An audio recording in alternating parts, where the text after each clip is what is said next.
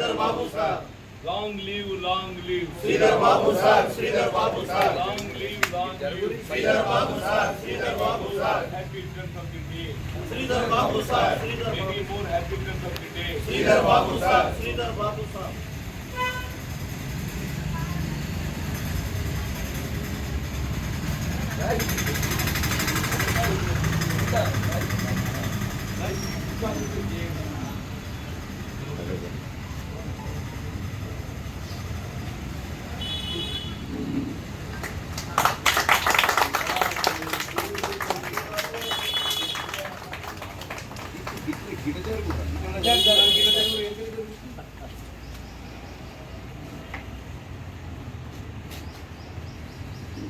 శ్రీధర్ బాబు గారి నాయకత్వం వర్ధిల్లాలి. శ్రీధర్ అన్న గారి నాయకత్వం వర్ధిల్లాలి. ఐ కాంగ్రెస్ జై జై కాంగ్రెస్. కాంగ్రెస్ పార్టీ జిందాబాద్. కాంగ్రెస్ పార్టీ జిందాబాద్. శ్రీధర్ బాబు గారి నాయకత్వం వర్ధిల్లాలి. దగ్గరికి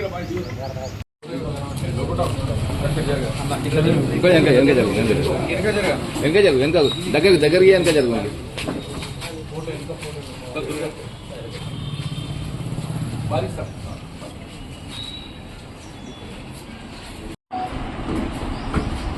కీర్తిశేషులు శ్రీపాదరావు గారి అకాల మరణం తర్వాత యువమిత్రుడు శ్రీధర్ బాబు గారు ఏదైతుందో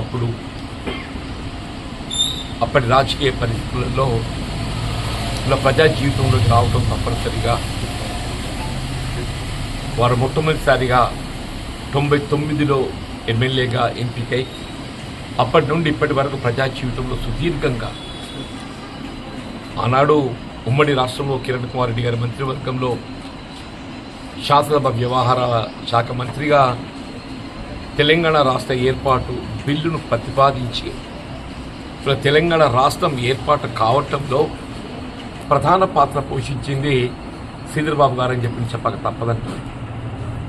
తదుపరి కాలంలో 2014, 18లో 2 పర్యాలు ఎప్పుడైతే కేసీఆర్ ప్రభుత్వం ఏర్పాటు కావడం జరిగిందో 2018లో శాసనసభ్యుడిగా ఎంపికైన శ్రీధర్ బాబు గారు శాసనసభలో ప్రజాపక్షాన కాంగ్రెస్ పార్టీ నాయకుడిగా ప్రజా సమస్యలను లేవనెత్తడంతో పాటుగా ఇవాళ టీఆర్ఎస్ పార్టీ వైఫల్యాలను ఎత్తి చూపటం, మన 2023 డిసెంబర్ 8తో కాంగ్రెస్ పార్టీ ప్రభుత్వం అధికారం రావడంలో కూడా ప్రధాన పాత్ర పోషించింది శ్రీధర్ బాబు గారు అని చెప్పక తప్పదు. ఎందుకంటే వారు ఆనాడు మేనిఫెస్టో కమిటీ చైర్పర్సన్గా అఖిల భారత కాంగ్రెస్ పార్టీ ఏదైతున్నదో శ్రీధర్ బాబు గారికి ఉండేటువంటి ఒక ఆలోచన పరంపరంగా వారికి ఉండేటువంటి అనుభవాన్ని పార్టీ పరంగా ప్రజా సంక్షేమం కొరకు వినియోగింప చేయబడాలనేటువంటి ఒక భావనతో వారి మేనిఫెస్టో కమిటీ చైర్మన్గా నియామకం చేయడంతో ఇలా కాంగ్రెస్ పార్టీ రూపొందించినటువంటి ఒక ఈ మేనిఫెస్టో ప్రభావంతోనే మనం ఒక విధంగా అధికారం తెచ్చుకొని చెప్పక తప్పదంటుంది. ఇలా రాష్ట్రంలో అమలు కాబడుతున్నటువంటి యొక్క సంక్షేమ కార్యక్రమాలు ఆడబిడ్డలకు ఉచిత రవాణా సౌకర్యమే కానివ్వండి, 200 యూనిట్ల వరకు ఏదైతుందో గృహ అవసరాలకు ఉచిత విద్యుత్ పంపిణీ కానివ్వండి, 500 రూపాయలకి గ్యాస్ సిలిండర్ అందుబాటులోకి తెచ్చేటువంటి కార్యక్రమే కానివ్వండి, ఇలా మహిళా సంక్షేమంతో పాటుగా ఇలా రాజీవ్ యువ వికాస్ ఈరోజు ఏదైతే అమలు చేయబోతున్నామో ఇవన్నింటికి అంకురార్పణ చేసింది మరి శ్రీధర్ బాబు గారి యొక్క ఆలోచన చెప్పక తప్పదు.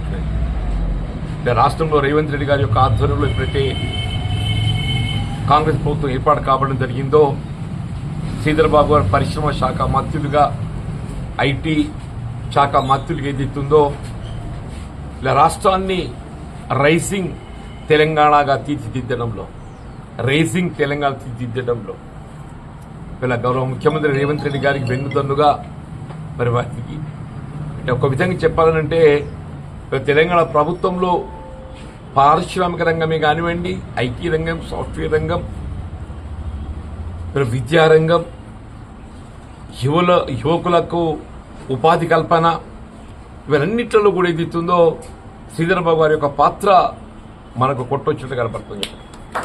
ఇప్పుడు వారి జన్మదినం కావటం మరి జగిత్యాల యువజన కాంగ్రెస్ ఏదైతున్నదో ఇప్పుడు వారు యువకుల పట్ల చూపెడుతున్న ఒక శ్రద్ధకు ప్రతీకగా మరి వారి జన్మదిన కార్యక్రమాన్ని జగిత్యాల జిల్లా కాంగ్రెస్ పార్టీ కార్యాలయం ఇందిరా భవన్లో నిర్వహింప చేయడం అభినందించదగ్గ విషయంగా నేను పేర్కొంటున్నాను.